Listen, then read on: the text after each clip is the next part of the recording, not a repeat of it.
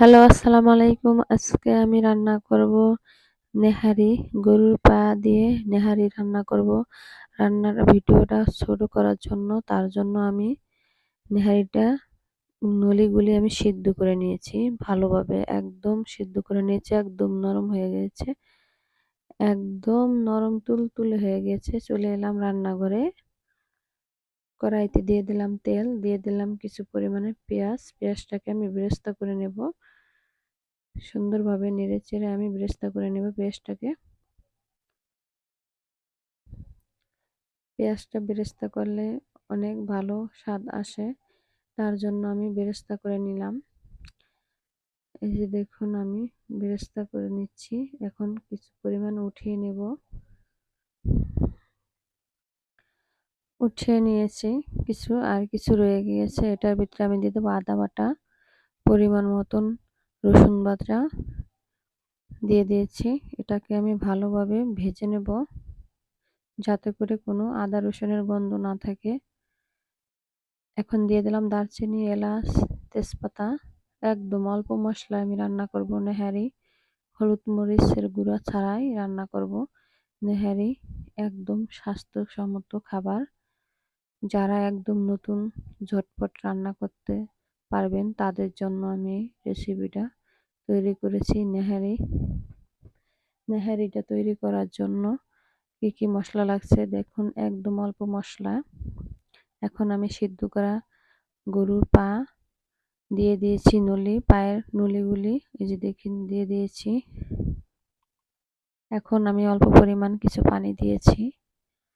পানিটা দিয়ে আমি সুন্দরভাবে নেড়েচেড়ে নিলাম।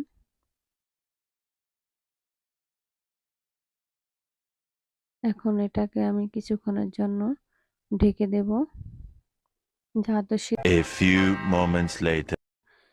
ফিরে আসলাম প্রায় 10 মিনিট পর। এই দেখুন বলকে উঠছে। এটা জুড়ালে আরো আঠা আঠা ভাব হয়ে যাবে। লবণ দিয়ে দিলাম, দিয়ে দিলাম কিছু কাঁচামরিচ দিয়ে দিয়েছি। দিয়ে দেব আমি পাঁচফোড়ন, জিরা ফাঁকি করে রেখেছিলাম 1 চামচ পরিমাণ দিয়ে দিলাম। এখন আমি দিয়ে দেব হালিম মিক্স যেই মশলাটা আছে ওটার 1 চামচ পরিমাণ।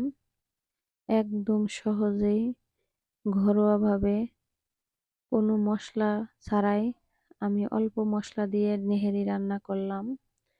সকালের নাস্তা মনে করেই রান্না করলাম, সকালে নাস্তা হিসেবে খাবো। তার জন্য শীতের সকালে নেহারি রান্না করব রুটির সাথে খাওয়ার জন্য। আমি বেরেস্তা ভেজে রেখেছিলাম, কিছুটা দিয়ে দিলাম। দিয়ে দিয়েছি কয়েকটা কাঁচামরিচ ফেলে দিয়েছি।